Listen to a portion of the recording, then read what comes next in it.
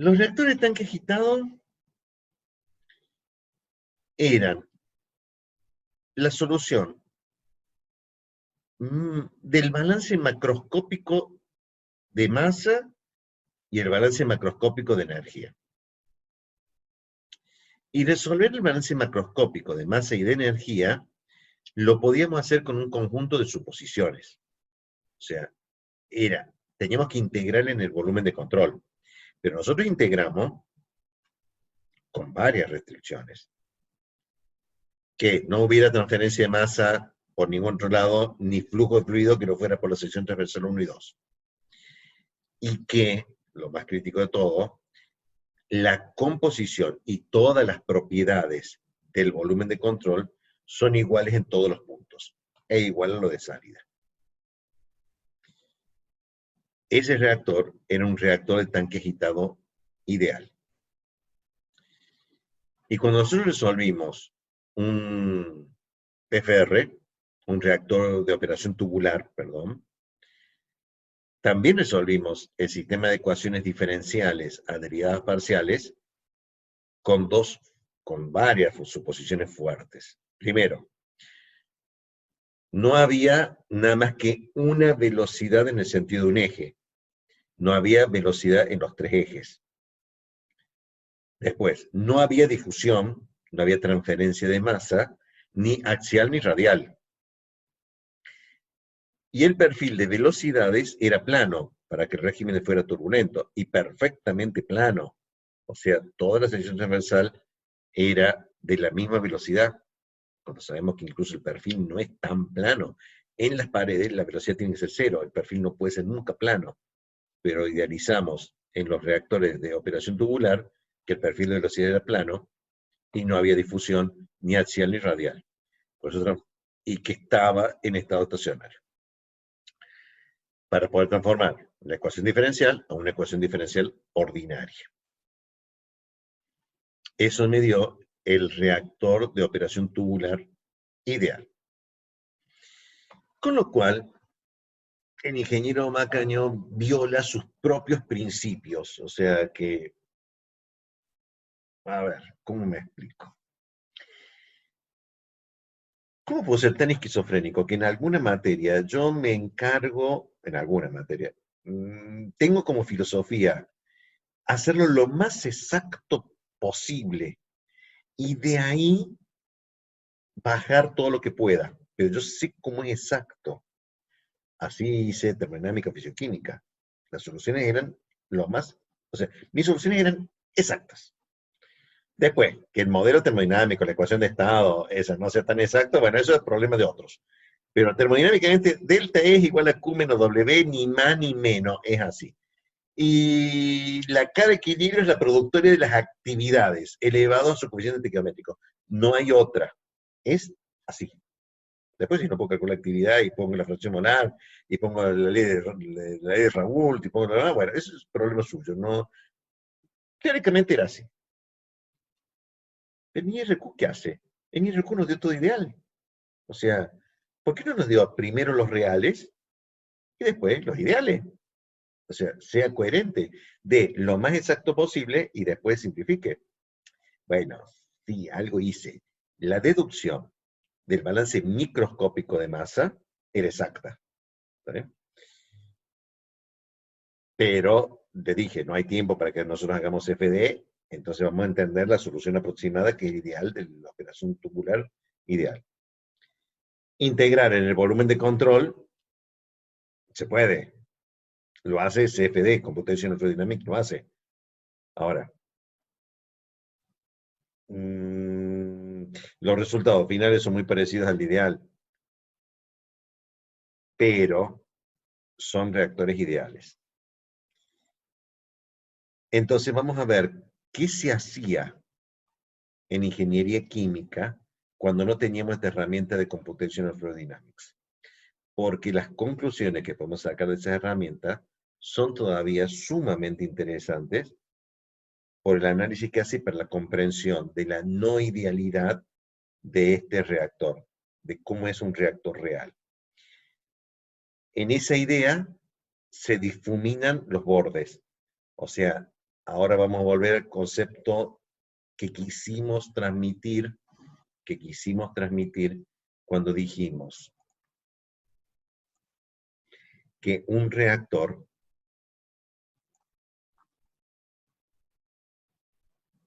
si yo veo esto, la verdad es que no sé qué es.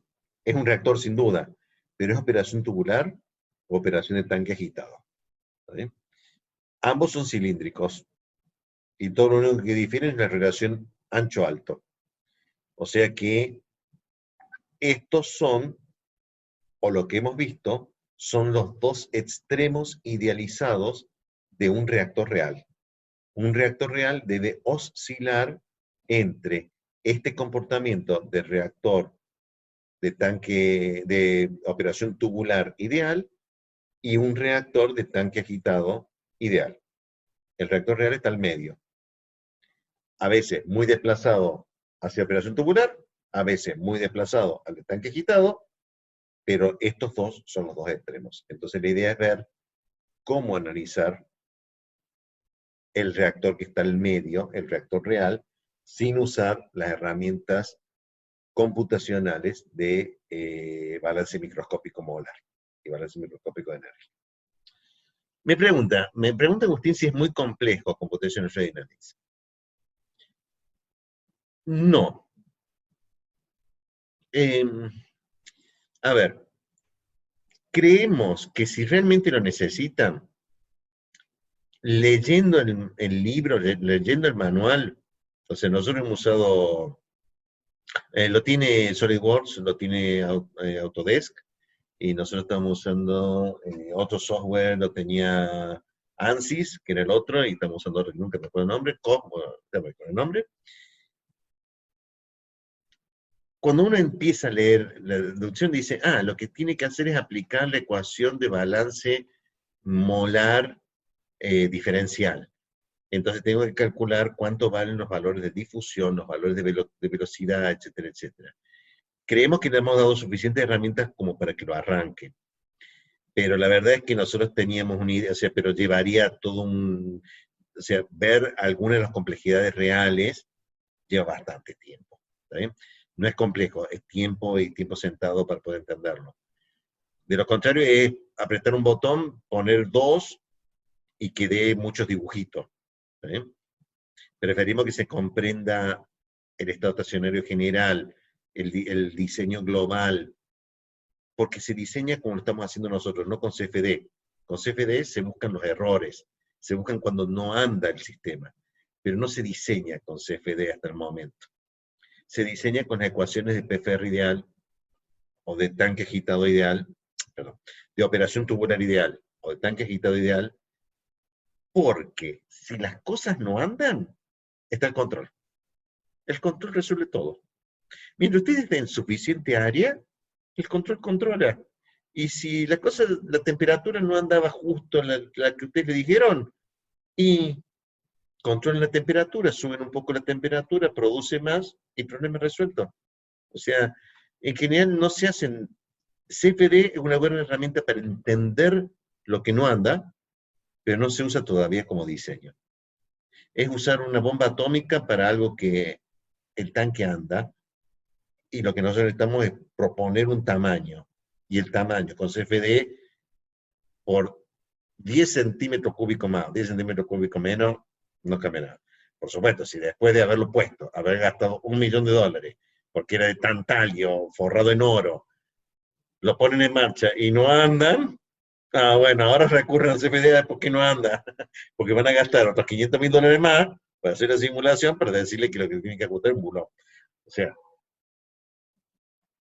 está todavía CFD para nivel de investigación y para detectar errores y tratar de corregir errores, pero no para diseñar todavía. Por eso damos las otras herramientas para diseño. No es complicado CFD, hay que sentarse. Es como, a grandes rasgos, porque me queda un minuto, es dibujar la pieza, por eso lo tiene SolidWorks o Autodesk. Y después poner el sistema de ecuaciones diferenciales a derivadas parciales que resuelven numéricamente por elementos finitos. Reactores, este tema, esta unidad de reactores reales, se basa en la idea que ya ahora no voy a predecir el comportamiento del reactor, sino lo voy a tener que determinar experimentalmente. Es un cambio fuerte. Esto es, el reactor real no se diseña, se mide. O sea que ustedes deberían haber hecho los cálculos de reactores de operación tubular o tanque agitado, diseñarlos, dar el tamaño, construirlos, ponerlos en operación y recién puestos en operación ese equipo exclusivamente, si algo no anda, tendría que hacer un ensayo experimental para ver cuán ideal es. El ensayo que nosotros vamos a hacer es con un trazador. Esto es, debería estabilizarlo en estado... el reactor real es en estado estacionario. Entonces, yo debería estabilizar la operación del reactor con un fluido de características de viscosidad similares al de la reacción, para que los comportamientos de transferencia de cantidad de movimiento sean similares, y estabilizado en esa circunstancia, isotérmico, esto es, el comportamiento del reactor, cuando lo considero real, no está basado en la idea de la transferencia de calor, sino en el problema de la transferencia de masa. O sea, ¿por qué no se cumplen esos dos requisitos que pusimos para las suposiciones que pusimos para reactores de operación tubular y las operaciones de tanque agitado? Isotérmico, no voy a ver influencia en la temperatura. No puedo usar la reacción química, porque si hago la reacción química, esto me va a explotar en la cara. ¿Está bien? Tengo que analizar el comportamiento hidrodinámico del reactor, y para eso lo establezco en estado estacionario con un fluido portador que sea de las mismas propiedades de viscosidad, de densidad, pero además le pido que sea bueno, bonito y barato. O sea, que no sea contaminante, tóxico y que sea barato. Cuando llego a todas esas consecuencias, lo que llego es el agua. Aunque el agua es tóxica porque nos podemos ahogar, pero hasta el momento lo consideramos no tóxica. No es la única, hay otros fluidos porque no todo tiene viscosidad del agua, podría haber sido glicerina, aceite de silicona, jarabe de melaza, o sea, depende mucho de la viscosidad. Pero si no, pongan agua. Lo que pasa es que yo con eso no puedo ver nada. La esencia del problema es la idea de agregar un trazador, una sustancia que en muy pequeñas cantidades pueda medirlo muy bien. O sea, yo tengo que medir a la salida, o sea, yo tengo que agregar el trazador a la entrada y ver cuánto sale de ese trazador a la salida. Lo que sale, que es este trazador, tiene que ser fácilmente medible y agregado en poca cantidad. Se han probado muchas cosas, dependiendo mucho de lo que vaya a medir. Se ha probado conductividad para medir, se ha probado un espectrofotómetro, una celda de un espectrofotómetro en la salida. Si pongo eso, yo pongo un colorante, pongo un indicador que cambie con el pH, y yo puedo hacer cambio de color en pH, puedo medir la conductividad. No es bueno la cromatografía porque la cromatografía es discontinua y yo necesito medir lo más continuo posible la composición del trazador. Puedo cambiar la capacidad calorífica. Se ha usado trazadores radioactivos, o sea, se inyecta una sustancia radioactiva y yo cuento a la salida cuántas partículas radioactivas me están saliendo. Eso es extremadamente preciso, porque todo eso atómico es muy preciso, muy caro, pero muy preciso. Entonces tengo que agregar el bueno, bonito y barato. O sea, que tampoco ponga, a ver, no ponga cianuro, porque con cianuro probablemente cambie todo. Pero después, ¿qué hago con cianuro a la salida? O sea, ponga algo que tampoco sea tan tóxico y tampoco sea radiactivo, que sea caro. A menos que ustedes sean la DAO y ya no les importe cuánta plata gastan, porque ya gastaron demasiada plata en el reactor y ya lo echaron ustedes y lo han contratado ustedes porque echaron al anterior. O sea, el gasto está hecho. El problema es, mido el trazador. ¿Qué obtengo? Realmente complejo. La persona que se dio cuenta cómo hacer este análisis, se llama Dan Wertz, hasta hizo un paper de cómo se le ocurrió la idea. Porque la verdad es que, después de que él lo dijo, es bastante obvio. Pero durante siglos a nadie se le había ocurrido. Y esto se le ocurrió en el año 55, 60. O sea, no es viejo, pero no tan viejo. No es de la época de Gibbs de 1905, o Lewis, o no es de la época de Carnot, o Newton, con su efecto M por C, MA, o sea, que ese fue genio. Pero, ¿qué se le ocurrió? Decir, miren, a ver, lo que yo obtengo se parece a una curva gaussiana. ¿Y dónde vi curvas gaussianas? En probabilidad estadística. Oh, probabilidad estadística. ¿Y esto no puede ser una curva de frecuencia que tiene la misma forma? Sí, puede ser una curva de frecuencia. Entonces lo asoció a una frecuencia. O sea, es por ver la forma y resultó ser que su comportamiento es como una distribución de frecuencias. Entonces, a partir de que tuvo esa idea, dijo, hagamos un tratamiento estadístico de este tema como si fuera una distribución de frecuencia. Y ustedes ya vieron distribución de frecuencia en probabilidad estadística. ¿Qué será esta? Una distribución gaussiana, una distribución normal, una chi cuadrado, una t de student, una... Bueno, veamos qué distribución me da y aplicamos los estadígrafos clásicos, o sea, media, desviación típica y varianza. Media, varianza y desviación típica, diría yo, al revés. Para describir una distribución de frecuencia. Sí, es eso, nada más. O sea, vamos a volver a estadística. Dicho esto, ahora sí puedo decir lo que está escrito.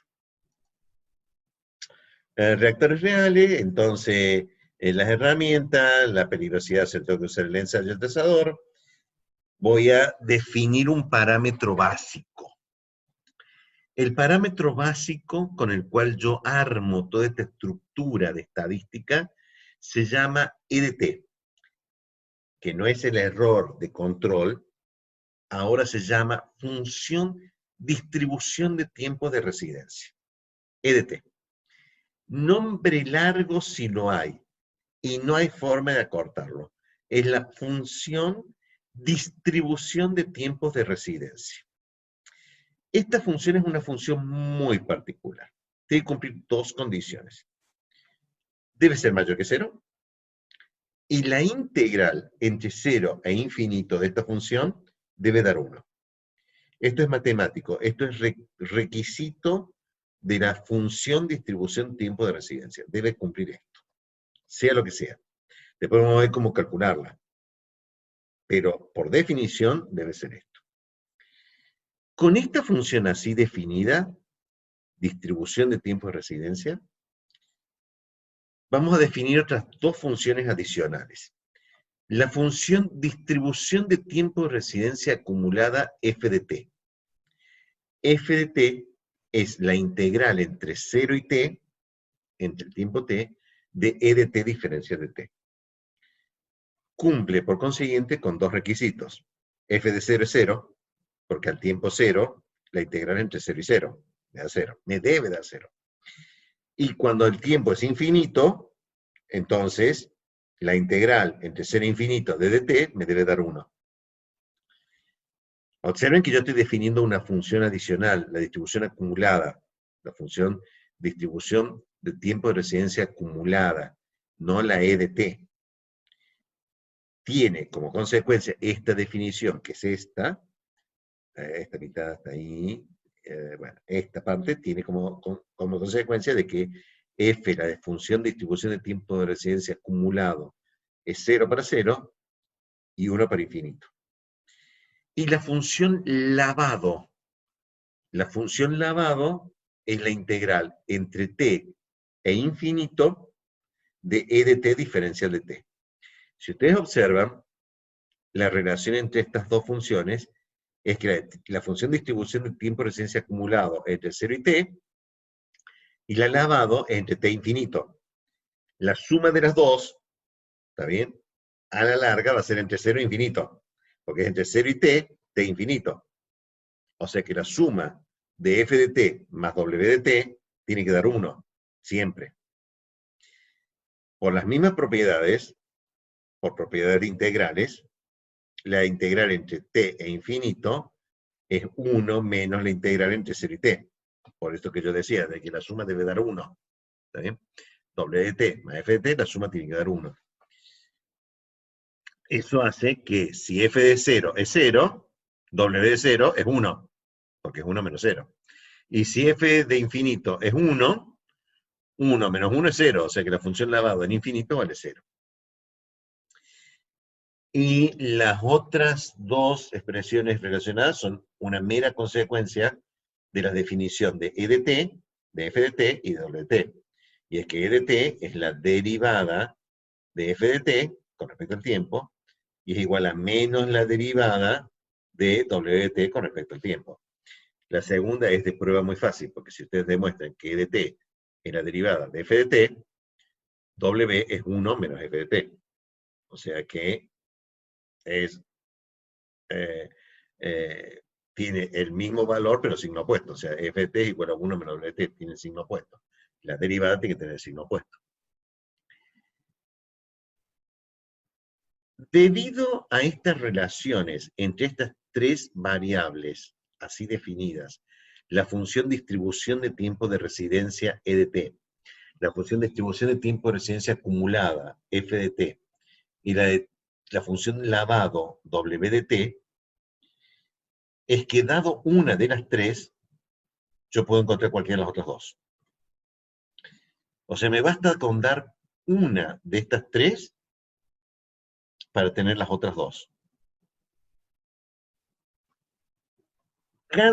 Entonces, una cualquiera de estas tres variables así definidas, una cualquiera, va a identificar unívocamente al reactor.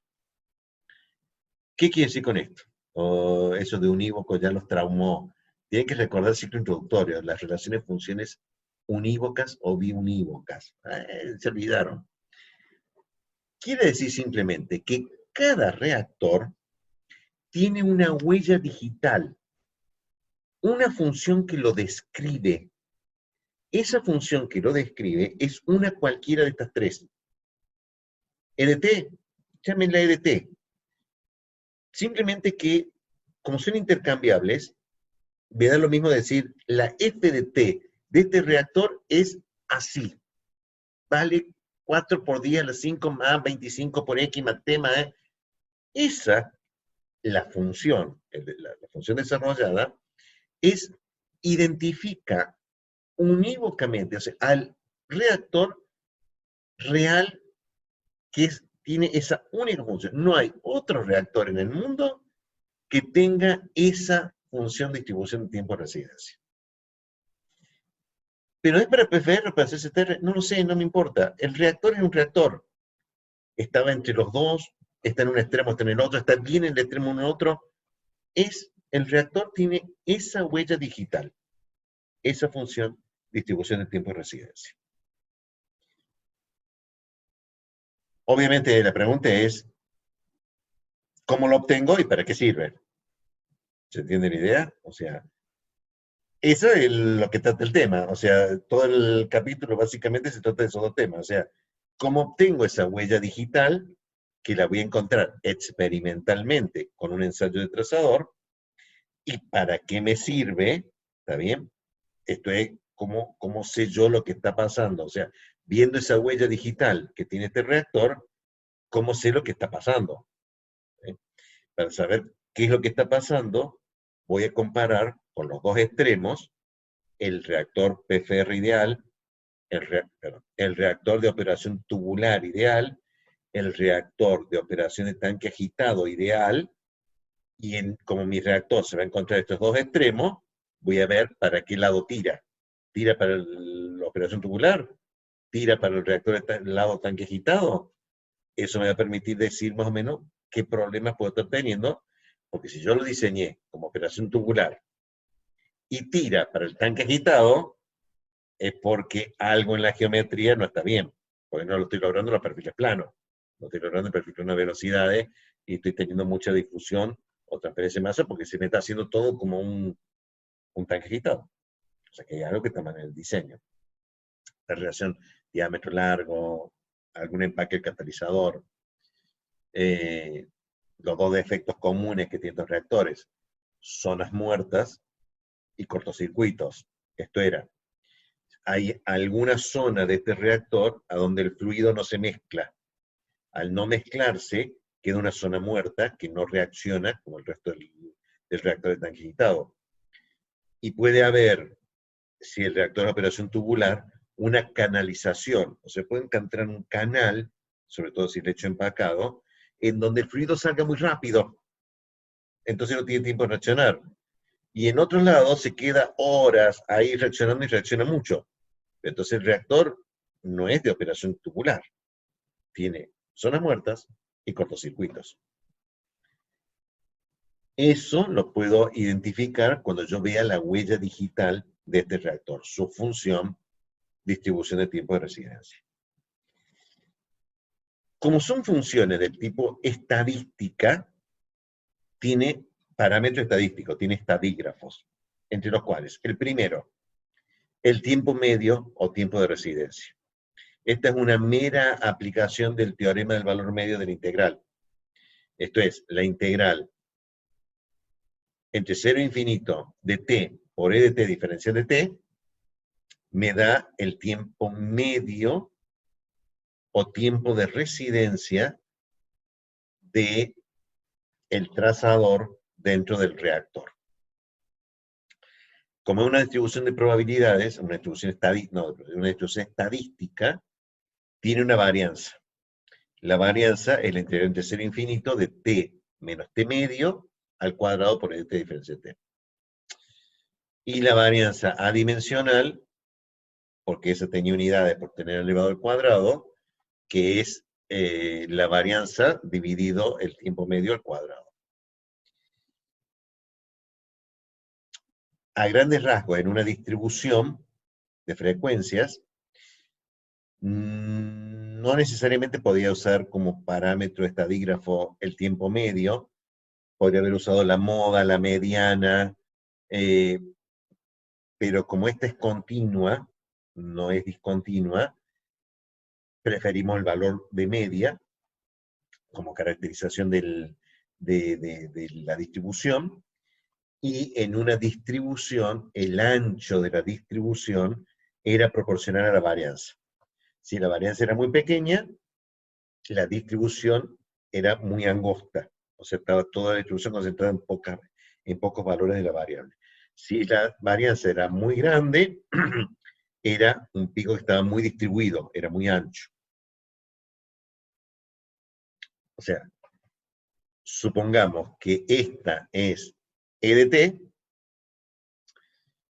es positiva, todo lo que yo pido es que la suma de 1, ¿está bien? O sea, el área bajo la curva, la integral de E de t, diferencial de t, debe dar 1, y si eso es así, la función distribución de tiempo de residencia acumulada, f de t, tiene este comportamiento, que es justamente una distribución de frecuencias acumulada, ¿sí? Y 1 menos la distribución de frecuencia acumulada es la función lavado, que es esta. O sea, una distribución, una función de distribución de tiempo de residencia, como es esto, parece una distribución de frecuencia. Parece una distribución de frecuencia. Todo el cálculo está basado en que parece, no es exactamente, es una distribución de tiempos de residencia, ¿sí? O sea, que indican globalmente cuál es el tiempo de residencia del trazador dentro del reactor. Para poder entender eso, tengo que seguir. ¿Cómo obtengo estas curvas? Dije con un ensayo.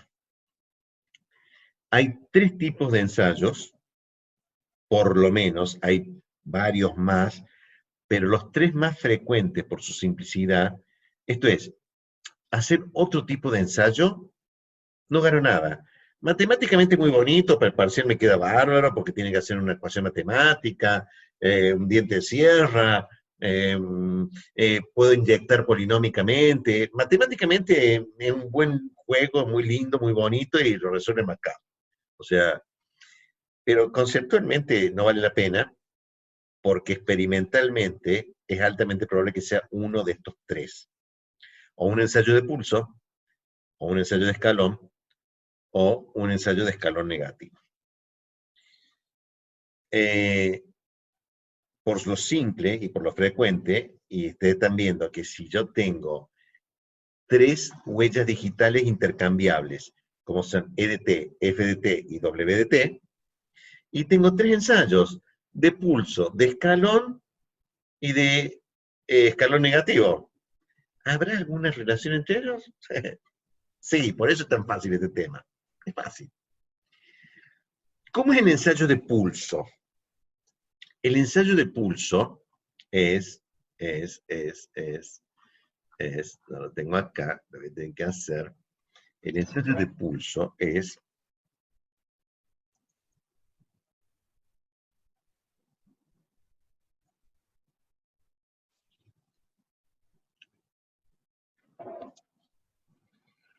yo tengo el reactor,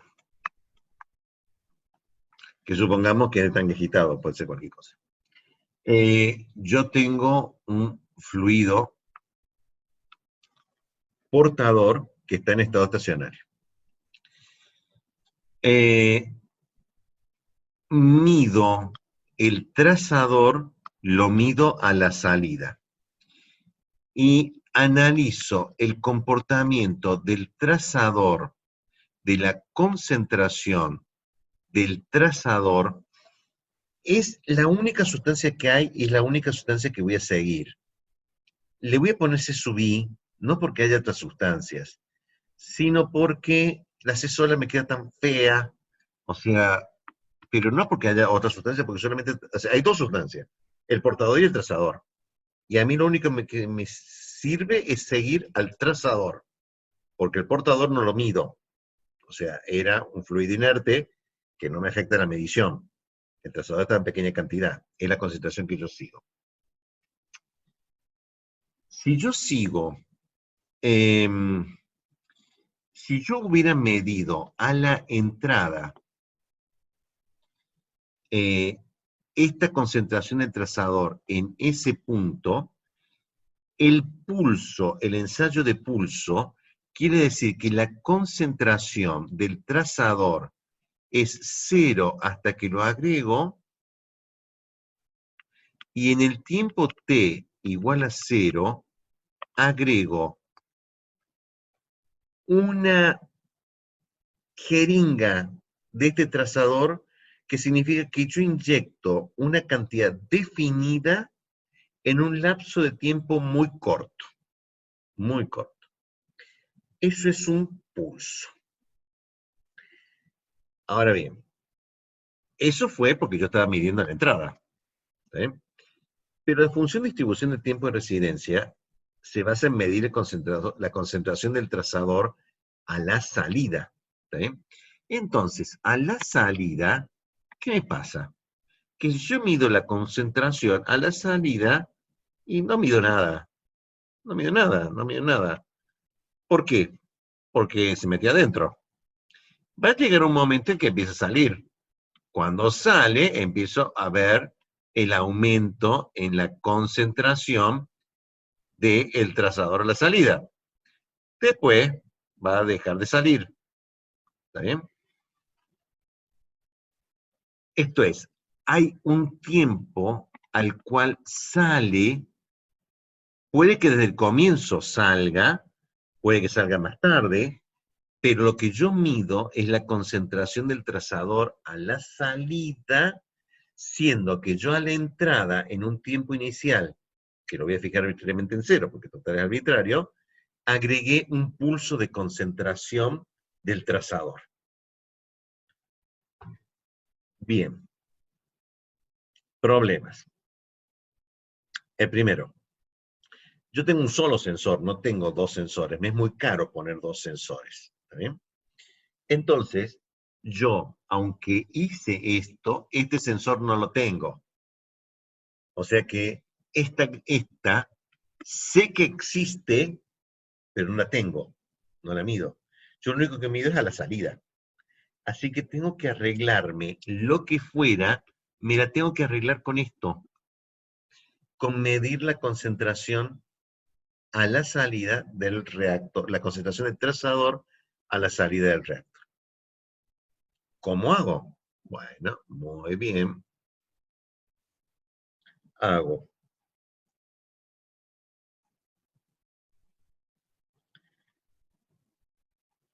eh, lo único que yo tengo es la gráfica de la concentración a la salida. Pero la función EDT, que es mi objetivo encontrarla, tiene que valer la integral entre 0 e infinito, tiene que valer 1. Entonces, yo calculo que si EDT, la demostración es esta, si EDT fuera la concentración dividido la integral entre 0 e infinito de la concentración de T diferencial de T, si esta fuera la definición, o sea, el cálculo de E de T, al ponerla en esta definición de dt, yo demuestro que vale 1. ¿Por qué? Porque si E de T es esto, sustituyo esto aquí dentro, me queda sustituido. La integral del denominador es una constante, porque es la integral de diferencia de T, es un número, sale fuera de esta integral, con lo cual esta integral me queda el numerador, con lo cual esta integral es igual a esta integral, el cociente es 1. Dicho de otra forma, yo tengo medido experimentalmente la concentración del trazador a la salida y la función E de T es una función normalizada. Esto es, lo he dividido por por el área total de la curva de concentración en función del tiempo que yo tenía. O sea que esta integral entre 0 infinito de C de T diferencia de T es efectivamente la integral, esto estaría. O sea, si yo divido cada uno de estos puntos de concentración, lo divido por el área total bajo la curva, ¿está bien? Lo que yo voy a obtener es E de T. O sea, E de T. O sea, E de T es esta curva dividido un número. O sea que me va a dar esta curva, pero lo que aquí podía haber sido 10 mol por litro, acá será 0,1, porque la integral de E de T diferencial de T, la suma de todo el área bajo la curva, me tiene que dar 1. O sea que no tiene el mismo valor de escala la concentración, pero la forma es la misma porque es a cada uno de estos puntos de concentración lo divido por un número. ¿Qué número? La integral de la concentración de T, diferencia de T entre 0 e infinito.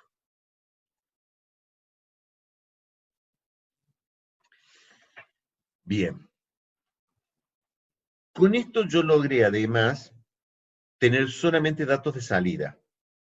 Esto es, yo no sé nunca cuánto puse de trazador, pero no me importa, porque yo mido la concentración a la salida y todo lo que tengo que hacer es integrarlo bajo la curva. Les decía, entonces, que el ensayo de pulso, que significa medir la concentración del trazador a la salida después de haber inyectado un pulso, me permite, sin saber exactamente cuánto agregué, calcular la función distribución de tiempo de residencia, EDT, simplemente tomando la concentración y dividiéndola por la integral entre 0 e infinito de la concentración de T, diferencial de T. O sea que nunca me importó cuánto puse realmente de trazador. La expresión me permite calcular. Sí, me permite calcularlo. Siempre y cuando tenga toda la curva. Esto es, ese es el pequeño problema en el ensayo de pulso. Está bárbaro, lo hago con la salida. Pero ¿cuánto tiempo espero a que salga todo el trazador? Porque si ustedes son apurados, me pueden cortar la curva a los 10 minutos, 15 minutos, porque ustedes ya se quieren ir, porque quieren terminar esto. Entonces dice que se grabe, total no importa, porque se van ya, porque son las 6 de la tarde y cierran la planta, y ustedes son de esos que marcan y se van, entonces no lograron toda la curva. Y si no logran toda la curva, entonces no tienen exactamente idea de cuánto trazador agregaron. Entonces, esa función va a tener una debilidad porque yo necesito integrar el área bajo la curva, pero de toda la curva, y asegurarme de que ha salido hasta el último átomo de trazador. Eso es muy bueno como teoría, pero tiene un pequeño problema, que es efectivamente ese. O sea, al no poder medir la concentración en la entrada, estoy midiendo la concentración en la salida, pero yo no sé si salió todo.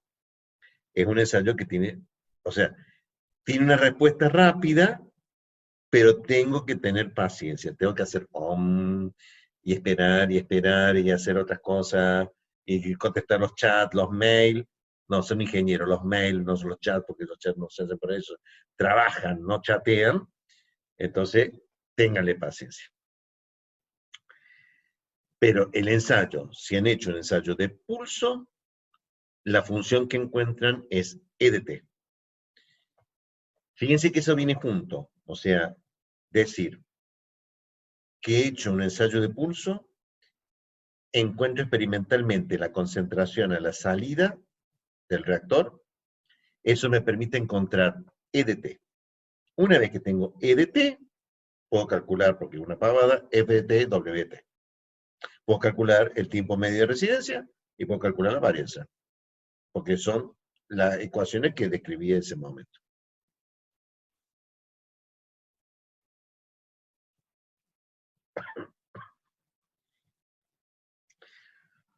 Lo siguiente que te había aclarado acá es el tema del ajuste. Ajustar esa curva tiene un pequeño problema. Si ustedes usan una ecuación que por alguna casualidad, por ejemplo un polinomio, el polinomio no cumple estrictamente con la condición de que EDT sea mayor que 1. O sea que si ustedes ajustan y extrapolan un poco y se les llega a ir para abajo, se les llega a ser negativo, da problemas, da muchos problemas. O sea que tienen que usar una ecuación de ajuste que básicamente sea representativo de esa campana. Si no, no va a ajustar bien. Ya vamos a ver algunos trucos para ajustar, porque si no, esto no ajusta. Fuera de eso, de que tengo este problema de que necesito llegar hasta el final para saber bien cuánto trazador salió, vamos a ver si puedo hacerlo de otra forma. Y hacer un ensayo de escalón. El ensayo de escalón implica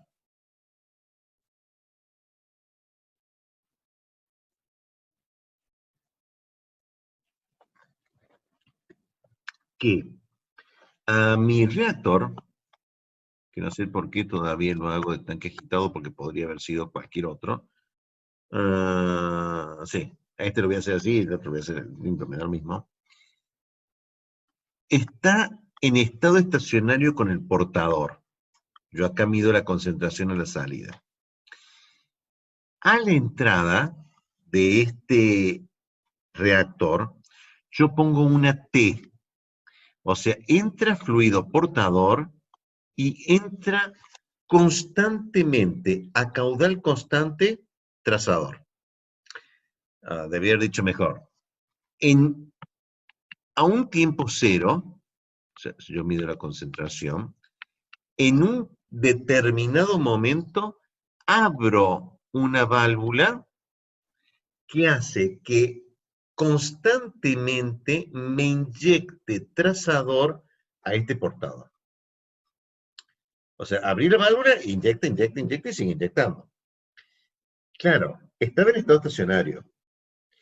El trazador debe ser de características tales que el agregado de este caudal básicamente no me altere el caudal del sistema. Esto es, está entrando a 10 litros por minuto agua.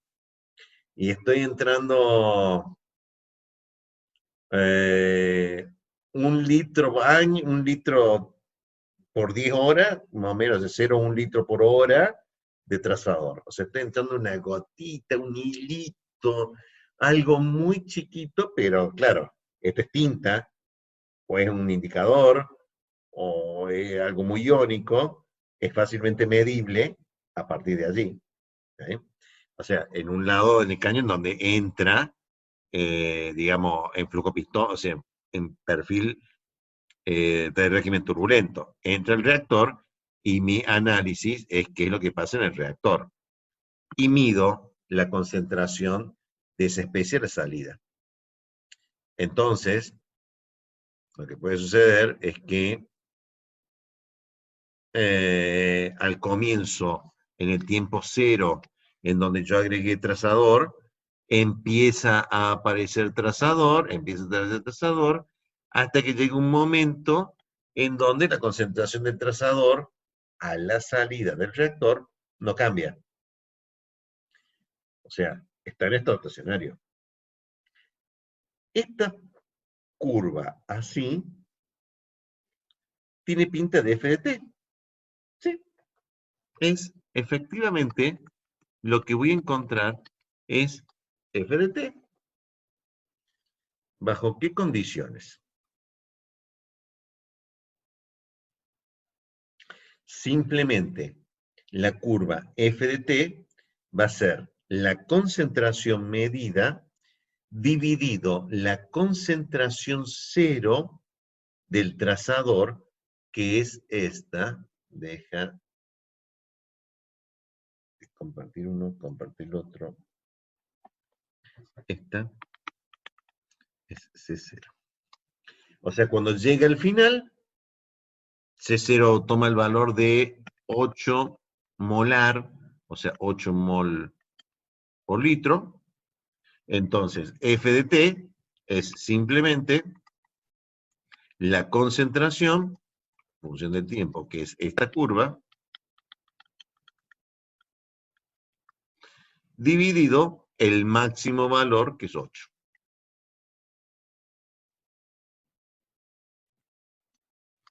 Entonces, me garantizo de que F de T a tiempo infinito valga 1. Porque si se acuerdan, la condición de F de T es que F de T de 0 es 0. Parte de acá. Y F de infinito es 1. Bien. Como experimentalmente me da esta concentración, F de T es el valor de la concentración dividido el máximo posible, que es ese. Entonces, de esa forma yo tengo cuánto vale sin medir cuál es la concentración del trazador a la entrada, yo estoy midiendo el de salida. O sea, mido al de salida, espero que estabilice, y yo sé que tiene que haber llegado hasta esa concentración. Esa es la concentración C0 del trazador a la entrada, y con eso resuelvo cuánto vale F de T. Una vez que tengo F de T, la fórmula, la ecuación que describe la función de distribución de tiempo de residencia acumulado, que trabalengua, la función de distribución de tiempo de residencia acumulado, F de T, una vez que tengo esa función, E de T es una pavada. E de T era la derivada de F de T con respecto al tiempo. Y W de T es 1 menos F de T. O sea, Fácil.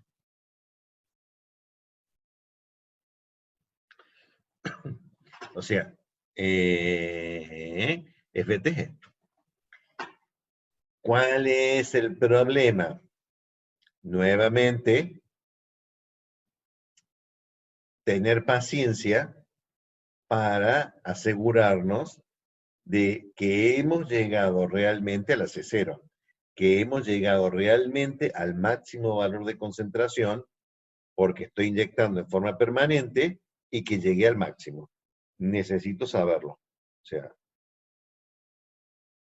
como los dos problemas que tengo hasta el momento aparentemente son de punto final, le pregunté si no puedo hacer un ensayo de escalón negativo, que significa ver el vaso medio lleno en vez de medio vacío. ¿Cómo es el escalón negativo? Muy simple. Yo les dije que aquí, en el tiempo cero, empezaba a inyectar trazador. Bueno, el escalón negativo diría simplemente, ahora cambié de reactor porque esto no dependía del tipo de reactor. O sea, fíjense que quiero remarcar ese hecho. El ensayo de pulso que me da EDT o de escalón que me da FDT no depende de si es de tanque agitado o de operación tubular. No depende de eso. Es el ensayo de pulso me da EDT. El ensayo de escalón me da FDT. PFR o CCTR, me da lo mismo. El ensayo de escalón negativo es, usted está agregando continuamente trazador a este reactor y lo mide la salida. Y usted está agregando constantemente y lo dejó el día anterior y está inyectando. En el tiempo cero, o sea, si está constantemente, usted lo que está obteniendo en función de la concentración, en función del tiempo, es que la concentración es C0, porque lo dejó hace mucho, arranca de ahí. En el tiempo cero, lo que usted va a hacer es cerrar la válvula. Le corta la inyección del trazador. No inyecta más. Bueno, si usted no inyecta más trazador, lo único que va a lograr es que empiece a caer la concentración. Empieza a caer la concentración, empieza a caer la concentración hasta donde tenga que caer la concentración. Pero usted tiene una ventaja. Ya sabe cuánto vale ese cero. Sabe porque es lo primero que midió. No es lo último que midió. Es lo primero que midió ese cero. Entonces ese cero está y es cierto. O sea, no dependió de la paciencia oriental que tuvo el empleado que le puede haber engañado diciendo que lo hizo o no lo hizo, y pues, sé que se fue a tomar mate y no lo tomó. Porque en escalón negativo, el primer valor que toma es ese cero.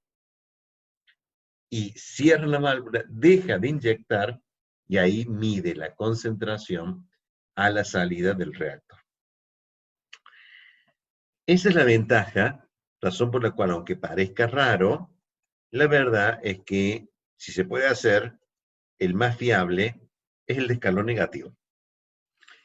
Por supuesto, si ustedes hacen ese de escalón negativo, ¿qué van a encontrar? WDT. Porque tiene toda la forma de distribución de frecuencia acumulada al revés de FDT. O sea, función lavado. O sea que la concentración en función de la concentración de C0 le da directamente la función lavado y ustedes no necesitan asegurarse de que han llegado hasta tiempo lo suficientemente prudencial como para asegurarse que salió todo el trazador.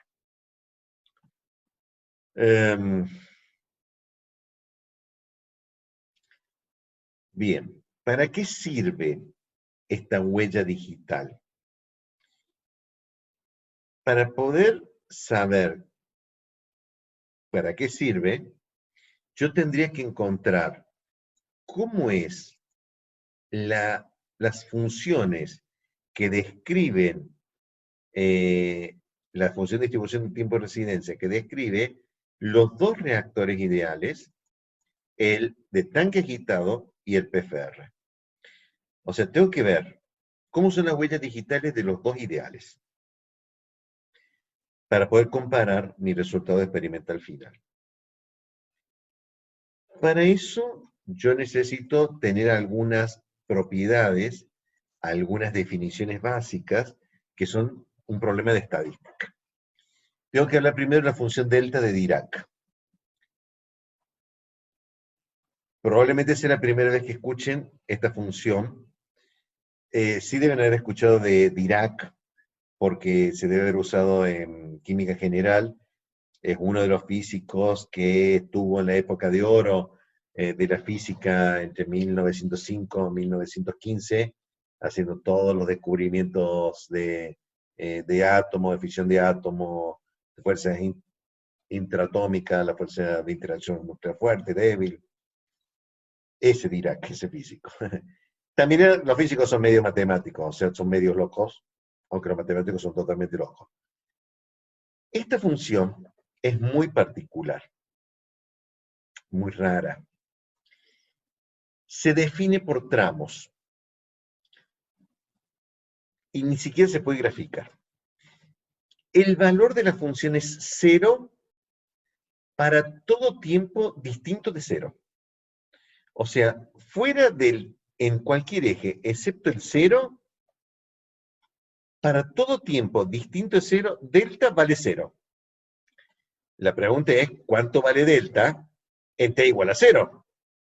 ¿Se entiende? O sea, a ver si se entiende, porque creo que no tengo la gráfica acá, no la tengo acá. Así que la vete que hace. Esto es. Ustedes me dicen. Pizarra nueva.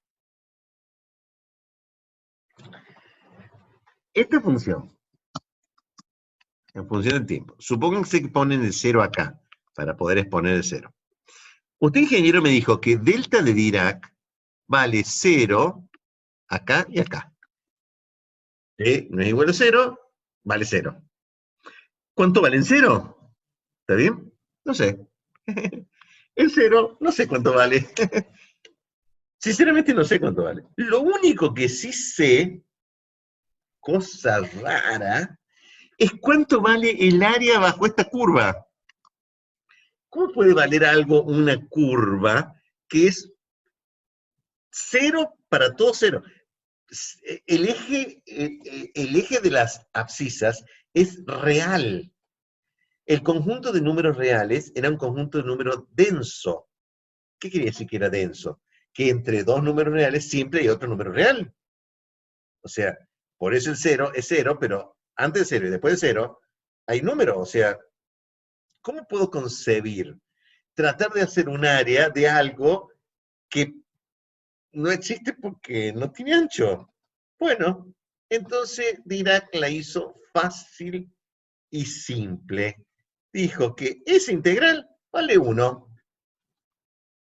O sea, es una función tal que vale 0 para todo tiempo distinto de 0, y su integral entre menos infinito e infinito vale 1. Se lo simboliza en general diciendo que es de altura infinita, pero matemáticamente, o sea, a ver, perdón, desde el punto de vista de la lógica común, la nuestra, es cómo entendemos algo que no tiene ancho y tiene altura infinita, y su área bajo la curva vale 1. Es muy simple, es matemático. Esto quiere decir que es una función que cumple esto.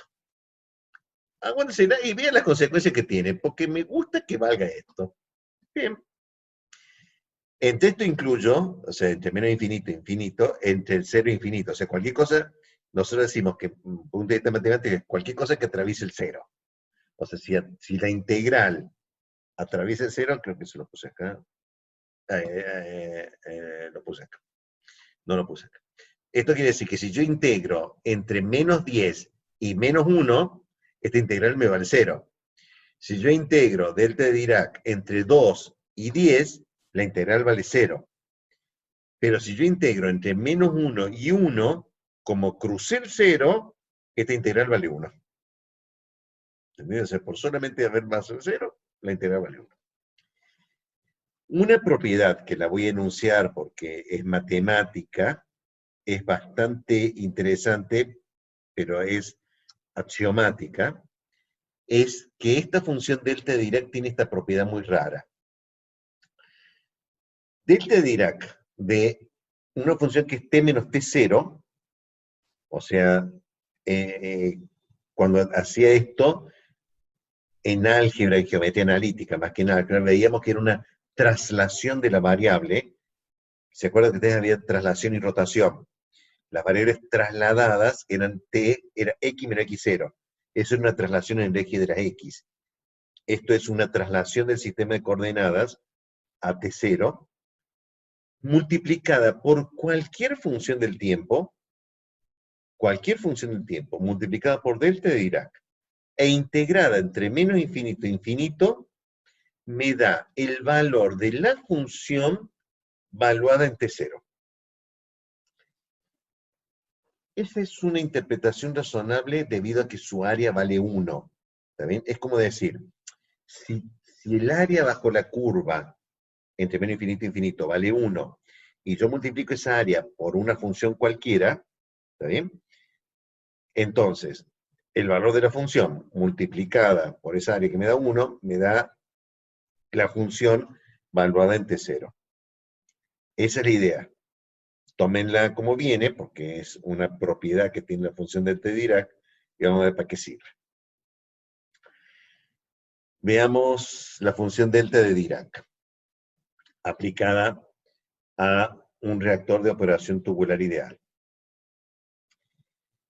Si hubiera sido ideal, yo lo hubiera perturbado a el reactor PFR con un pulso tan fino, tan angosto, que hubiera sido una función delta de Dirac. Y con una altura que era una altura que no sé cuánto vale. Existe, pero no sé cuánto vale. Lo único que sucede es que, desde el punto de vista de lo que le pasó al reactor PFR, es que si esto era un PFR ideal, haber agregado un pulso a la entrada, hubiéramos agregado justo a la entradita en el tiempo t igual a 0, acá se hubiera formado un disquito del trazador, que con el fluido portador, ese disco empieza a moverse. Como es PFR ideal, que significa que el perfil de velocidad es plano, no hay difusión axial ni radial, ese disquito del trazador se va moviendo a lo largo del tiempo con una velocidad que es el resultado del caudal volumétrico. O sea, está dado por el caudal volumétrico y la sección transversal, porque el caudal volumétrico era sección transversal por velocidad. O sea que este disco le lleva un cierto tiempo llegar a la salida en donde yo mido la concentración. Entonces, aunque yo inyecté el pulso en el tiempo 0, en el tiempo t va a aparecer el pulso en forma ideal y después no va a aparecer más nada. Si el reactor es PFR ideal, lo que va a suceder simplemente es que el pulso va a aparecer un determinado tiempo t posterior al 0, si es un PFR ideal. Si esto es así, entonces la inyección, la función distribución de tiempo de residencia, es la función delta de Dirac, pero trasladada en ese tiempo t, que lo voy a llamar tau, por varios motivos. Lo simbolizo tau. Entonces, acá empieza a aparecerme el motivo por el cual la función delta de Dirac es función de una t menos tau, o sea, ¿por qué puse las ecuaciones de arriba? Entonces, el PFR ideal tiene una función distribución tiempo de residencia igual a la función delta de Dirac, pero trasladada en el tiempo tau. O sea, si hubiera sido delta de Dirac, era 0 para todo tiempo, distinto de 0. Ahora, con esta traslación, es 0 para todo tiempo, distinto de tau. Ese es el concepto de la traslación. Esa es la huella digital del reactor de operación tubular ideal. Un delta de Dirac al tiempo tau. Veamos cuánto vale f de t. F de t era la integral entre 0 y t de delta de esto diferencia de t. Ahora bien, esta integral entre 0 y t tiene dos valores dependiendo si es antes de tau o después de tau. Porque era lo que yo les explicaba recién con el delta de Dirac. Si yo estoy entre 0 y 5 segundos, que significa que no llegué todavía al tau, esta integral vale 0, porque la función de delta de Dirac todavía estoy en 0. Pero cuando cruce la delta de Dirac, va a valer 1. Entonces, este resultado es, si el tiempo es menor que tau, f de t vale 0.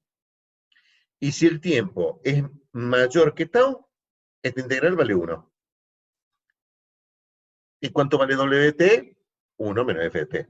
O sea que lo que le pasa a f de t, le pasa a w de t, pero al revés. ¿Cuánto vale el tiempo medio de residencia? Por definición de tiempo medio, era t por e de t por diferencia de t. Pero la e de t es la función de delta de Dirac de t menos tau. Esta t es esa phi de t que yo tenía, que vale t. Por la propiedad, esta integral entre menos infinito e infinito de phi de t por delta de tau, por delta de t menos t0 por el t, es phi de t0, o sea, el valor de esta función en t0. Como ese t0 yo lo llamé tau, porque esto es tau, esta integral vale tau. O sea, el tiempo de residencia es tau.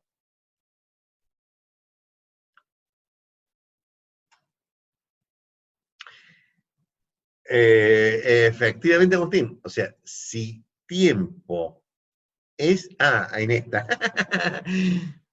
¿Qué pregunta? Porque está con...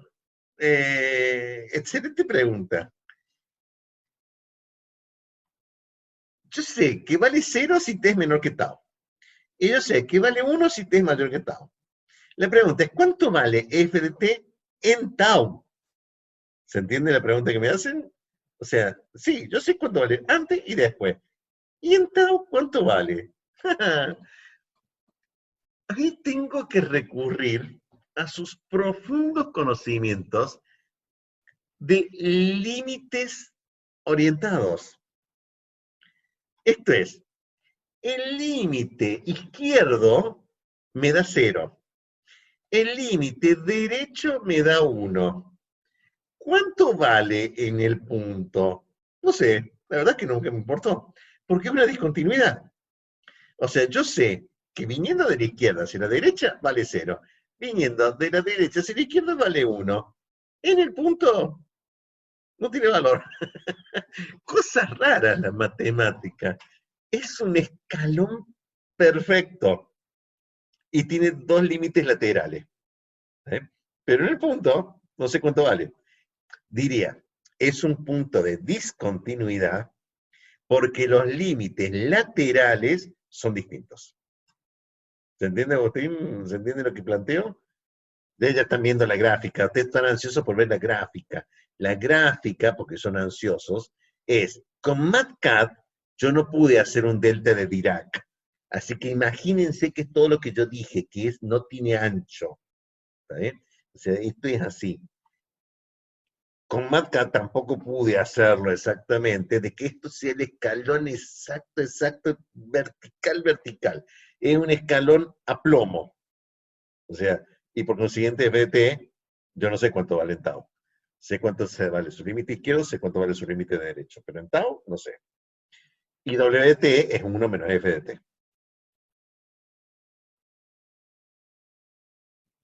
¿Entiende? Es divertido esto. Estas funciones matemáticas.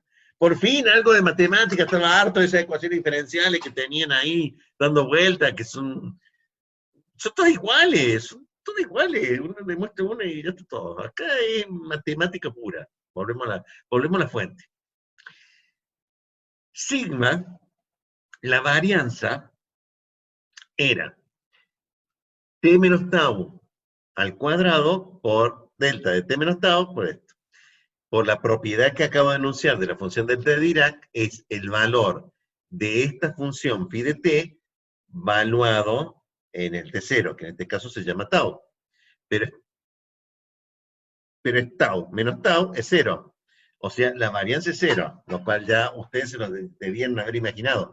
El ancho del pico es 0. El reactor PFR ideal tiene una E de t que es un pico sin ancho y sin ancho. Y el tiempo medio de residencia es tau, el tiempo en el cual salió el disquito de concentración de trazador. Ese es el comportamiento del reactor PFR ideal. O sea que, si fuera ideal, debería haber visto este comportamiento dentro de, como huella digital del reactor. Cuanto más se acerca esto, más se acerca este reactor experimental real a un PFR ideal. Ahora lo entendieron, porque este es fácil. Ahora viene el divertido. ¿Eh? ¿Qué pasa con el CCTR? Al cual le voy a volver a hacer el ensayo de pulso, aplicándole una función delta de Dirac. No lo dije en su momento, creo que tendría que decirlo ahora. ¿Qué era? El comportamiento, la huella digital del reactor, tiene que ser independiente del ensayo que yo le haga. O sea que matemáticamente el PFR o el CCTR ideal puede haber hecho un ensayo de pulso, de escalón o de escalón negativo. Simplemente que matemáticamente opto por hacer un ensayo de pulso porque a Dirac se le ocurrió tener su hermosa función definida de esa forma. Esa definición de esa forma me permite hacer un tratamiento matemático más simple, o sea, no se rían cuando vean un tratamiento matemático más simple con un ensayo de pulso. Total, la huella digital no depende del ensayo, no depende del tipo de reactor. Para un CCTR ideal,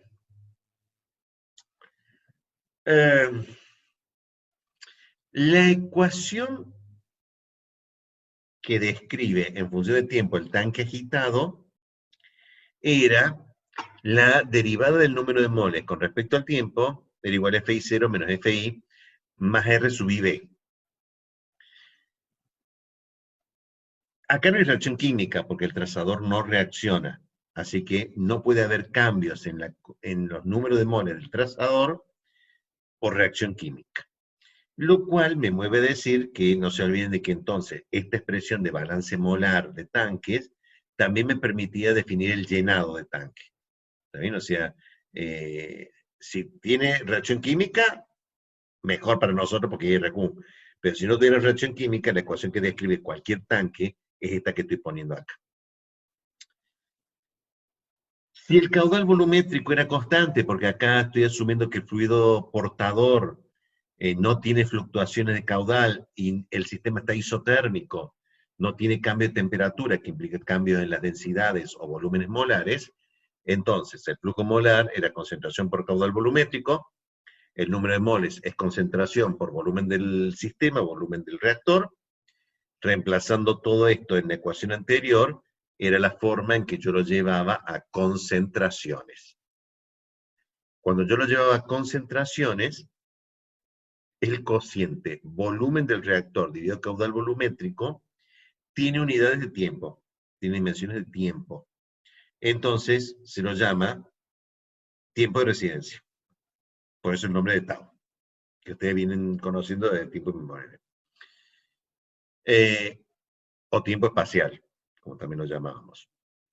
Entonces, la ecuación fundamental de diseño de reactores de tanque agitado en entorno estacionario, en concentraciones, se volvió así.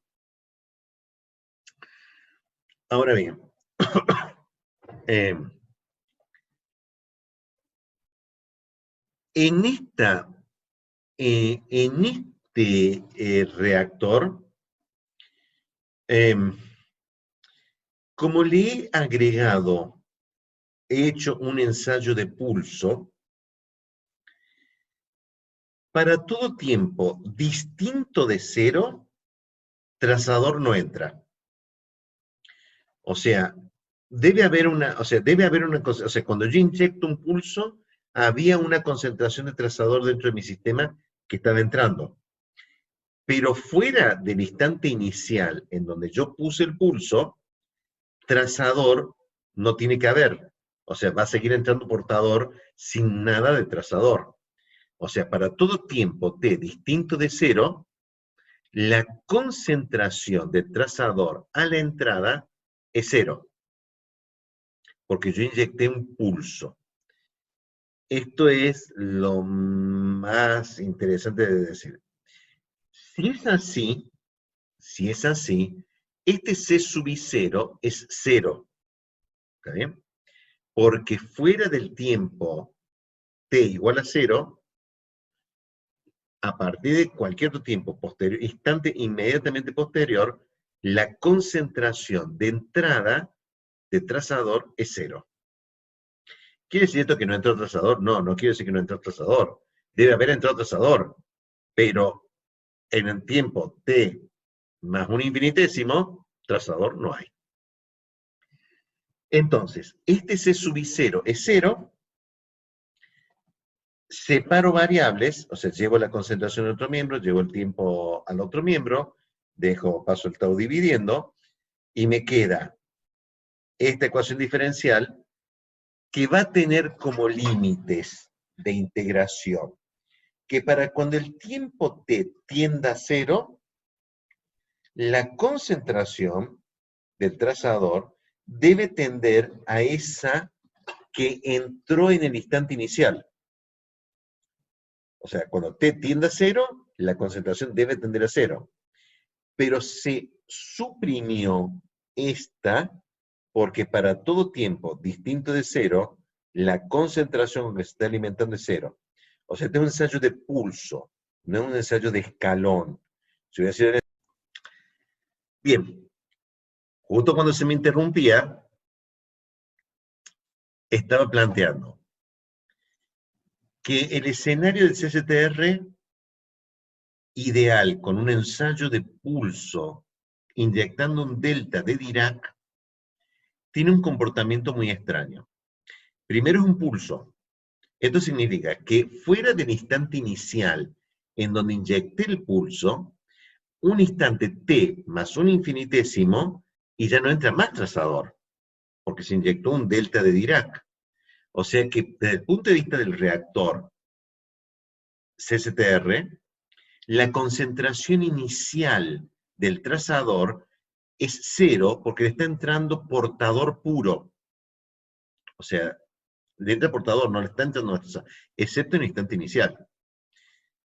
Entonces, cuando yo planteo la ecuación que describe el reactor, que era F sub I 0 menos FI, igual a la derivada del número de moles con respecto al tiempo, ese FI 0 y su consecuencia 6, 0 son 0, porque no entra. Pero cuando yo integro esa ecuación, tengo que advertir que cuando hago una integral impropia, que es cuando el tiempo tiende a 0 hasta el tiempo infinito, del otro lado de la integral de las concentraciones es de la concentración que tienda a la concentración que había en el tiempo cero. Y la concentración que había en el tiempo cero es C0, esa inyección del trazador. ¿Cuánto vale C0? No sé. Vamos a ver si me la puedo arreglar sin saberlo. O sea, sé que existe y lo llamo C0, pero todavía no sé cuánto vale. Integro. La integral de 1 sobre tau, diferencia de t, es t sobre tau. La integral de diferencial de C sub i sobre C sub i es logaritmo de C sub i valuado entre C sub i y C0. O sea que esta integral me da la ecuación del comportamiento de la curva de concentración en función del tiempo para cuando yo inyecte un pulso. Es una exponencial de caída. La exponencial viene simplemente porque pasa el logaritmo del otro miembro y despejé la C sub i. ¿Eh? Como yo hice un ensayo de pulso y he encontrado cuál es la forma de la concentración en función del tiempo a la salida, para calcular E de t, yo tenía que hacer C sub i dividido la integral entre 0 e infinito de C sub i diferencial de t. O sea que yo necesito saber cuánto vale esta integral entre 0 e infinito para poner en el denominador de E de t. Bien, integro entre 0 e infinito este segundo término, C0 por exponencia de menos t sobre tau. Su integral, esto tengo que volver a análisis 1, es igual, tengo que hacer una sustitución de variables, ¿no? Háganla en el papel la que está hecha, porque tengo que decir que esto era igual a u, y entonces el diferencial de u era tanto, y despejar esto, porque no es e a la x diferencial de x, ¿no? Donde C0 sale afuera porque es constante. Su integral es C0 por tau, por exponencial de menos t sobre tau, valúa entre 0 e infinito. Como tengo que evaluar entre 0 e infinito, que es esto, primero evalúo esto en infinito. Es, ¿cuánto vale infinito sobre tau? Por la hora lo voy a decir yo, infinito. ¿Y cuánto vale e a la menos infinito? ¿Sí? E a la menos infinito es 0. Porque recuerden que la exponencial era desde 0 hasta infinito. A la menos infinito que estaba a la izquierda, e a la menos infinito es 0. O sea que todo esto me daría 0. No, porque valuado en 0 es e a la 0. Y e a la 0 es 1. Entonces, esto es 1. Pero era el valor del límite superior menos el inferior. O sea que es menos 1. Con este menos se me hace más. Me queda ese 0 por tau. Tanto lío. Integren ustedes, esto es una pavada de integrarlo. Entonces, E de t me queda que es la concentración dividido la integral. O sea que es esta expresión dividido la integral. De ahí obtengo este resultado curioso. E de t no dependía de cuánto valía ese 0. Por eso yo le di un nombre, tiene un valor, que ya lo puedo encontrar fácilmente. O sea, pero, ¿por qué? Porque para cuando t es igual a 0, e a la 0 es 1, o sea que esta curva, c de 0, me va a dar C0. O sea, cuando yo trace la curva, cuando intersecte el eje para t igual a 0, me va a dar C0. He encontrado E de t. Es esta función que es una exponencial de caída, decimos nosotros, o sea, porque tiene un signo menos. F de t, por definición, es la integral entre 0 y t de E de t diferencial de t. Integro esta expresión y me queda 1 menos la exponencial de menos t sobre tau. Y la función lavado es muy fácil, es 1 menos f de t. O sea que es la exponencial de menos t sobre tau. Dejo, porque es una pavada también, el tiempo medio de residencia es la integral de t por e de t por diferencia de t. E de t lo tengo acá arriba, integro esto, este más tau, integro entre infinito y 0, y se demuestra fácilmente que el tiempo medio de residencia es igual al tau. ¿Perdón? Te lo explico. Y sigma al cuadrado, la varianza, es esta integral que la ponen en MATCAD, es una pavada poner en MATCAD, no lo voy a hacer ahora por la hora, pero pónganle en MATCAD e integran y va a ver que le da tau al cuadrado. Con lo cual la varianza dimensional le da 1. Las gráficas son las siguientes.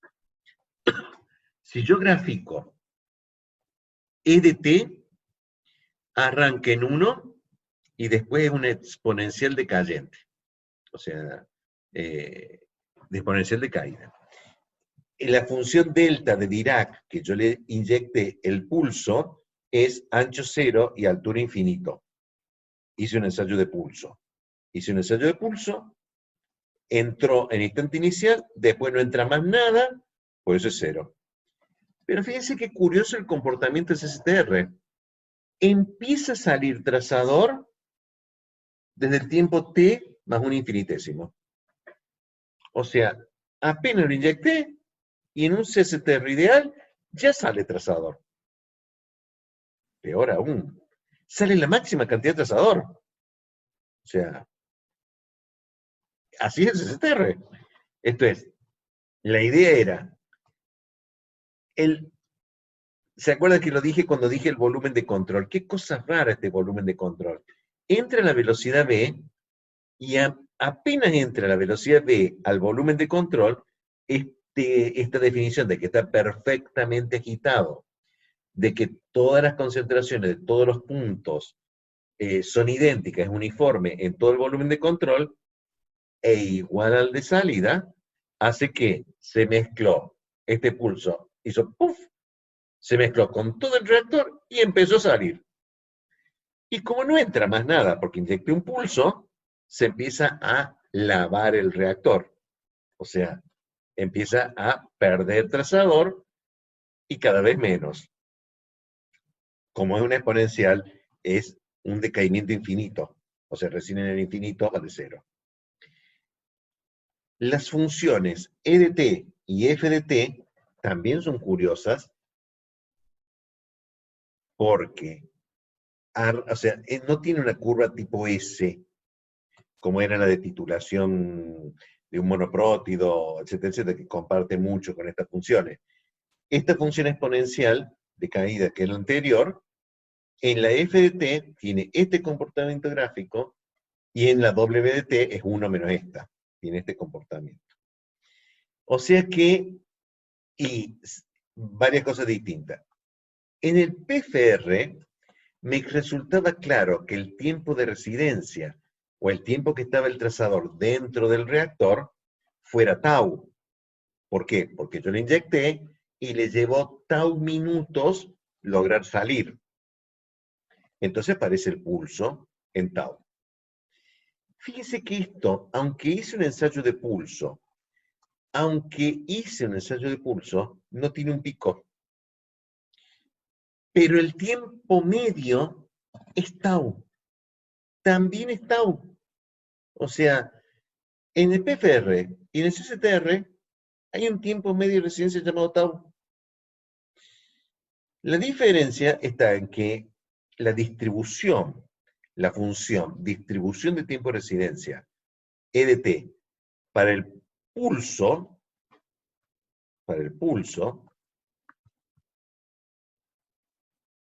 era así. Esta es la función de distribución de tiempo de residencia para el pulso. Y para un CCTR es así.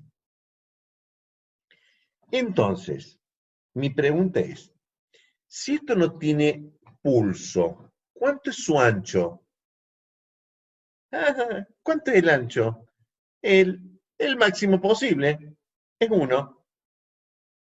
O sea que entre el PFR, que no tiene ancho, porque la varianza era un indicador del ancho, y la varianza era 0, y el CCTR, que tiene una varianza de 1, que indica que es el máximo ancho posible, entre estos dos extremos está nuestro reactor real.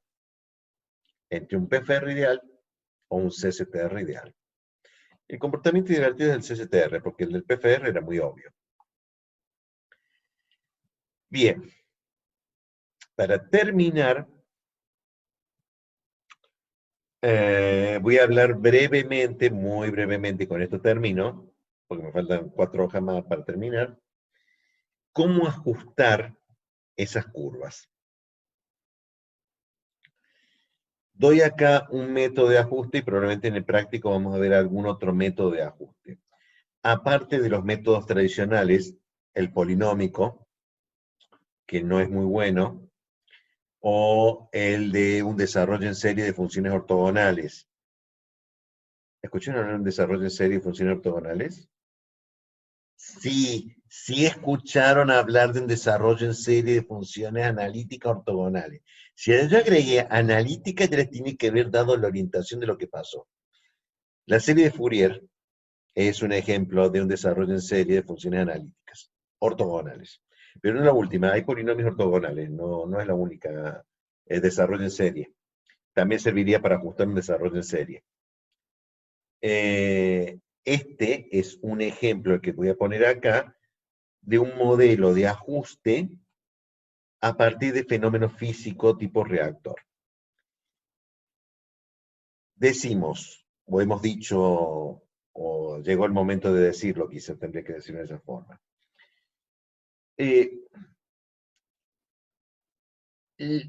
Recién hice un esquema de un PFR con un disquito que era el trazador y que ese disco se iba moviendo a lo largo del reactor PFR. ¿Cómo es ese disco? Y ese disco es un volumen muy chico, diferencial si ustedes quieren, perfectamente agitado. Porque en ese volumen muy chiquito, las propiedades son uniformes en ese volumen de control. Todo ese volumen de control tiene la misma temperatura, la misma presión, la misma composición. O sea que ese dígito cumple las condiciones de CCTR.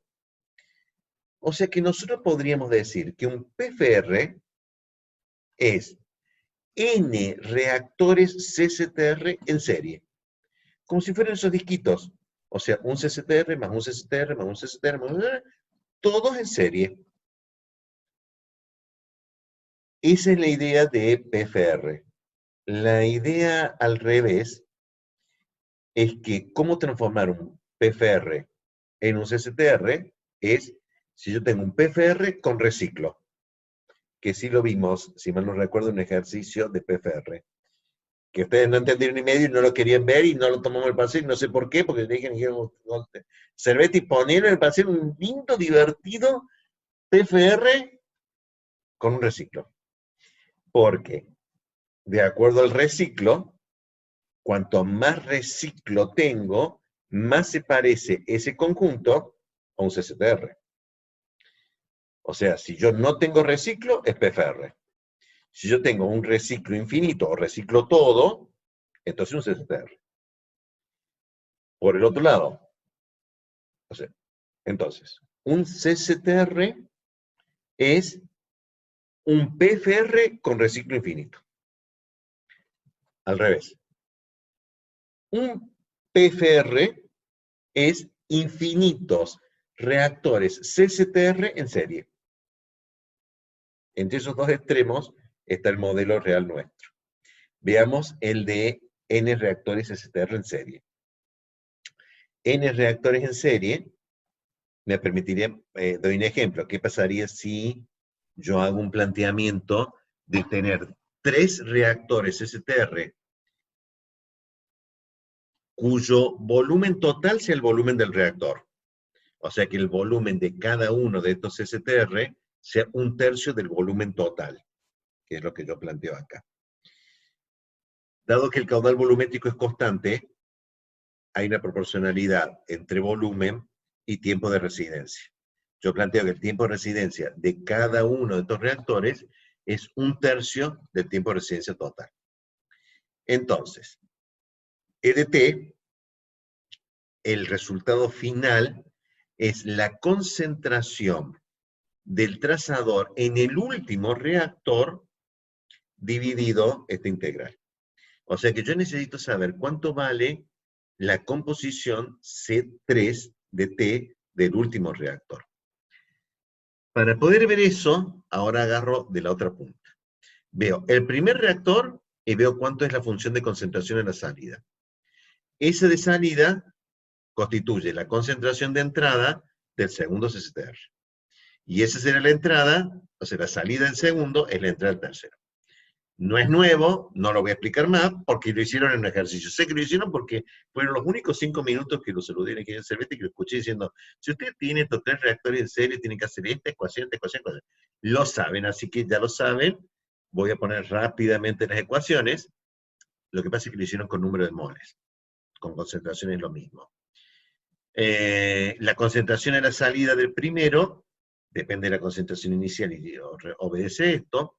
Para la segunda ecuación, para el segundo reactor, ahora sí entra, o sea, ahora sí entra trazador, para el segundo le entra del primero, entonces si tiene que lo que le entra al segundo es lo que sale del primero, lo que sale del primero es esto, entonces separo variables, saco la concentración del segundo reactor, me queda esta ecuación, resuelvo esta ecuación diferencial de primer orden, que tiene este factor integrante. Estas son de las ecuaciones diferenciales de análisis 2. Se relaciona con un factor integrante. Su solución es esta, MATCAP también la da. La concentración del segundo reactor a la salida, esta expresión. La concentración de la salida del tercer reactor, haciendo el mismo desarrollo de recién, es esta. Para calcular EDT necesito el denominador. El denominador es la integral de CDT, diferencial de t entre 0 e infinito. Lo integro, si ustedes integran con MATCAP van a ver que le da esto. ¿Está bien? Con lo cual, EDT les quedó CD3 sobre esta integral, le quedó un medio de t al cuadrado sobre tau del tercer reactor al cubo por exponencial de menos t sobre tau. Si fuera n reactores, porque este fue un ejemplo con 3, si fuera n reactores, ¿está bien? Entonces, el tiempo de cada uno de estos reactores sería el tiempo total dividido el número de reactores. Y acá tengo que, se los digo simplemente, la función gamma, ¿está bien? La función gamma, si n era un número entero, es exactamente igual a n menos 1 factorial.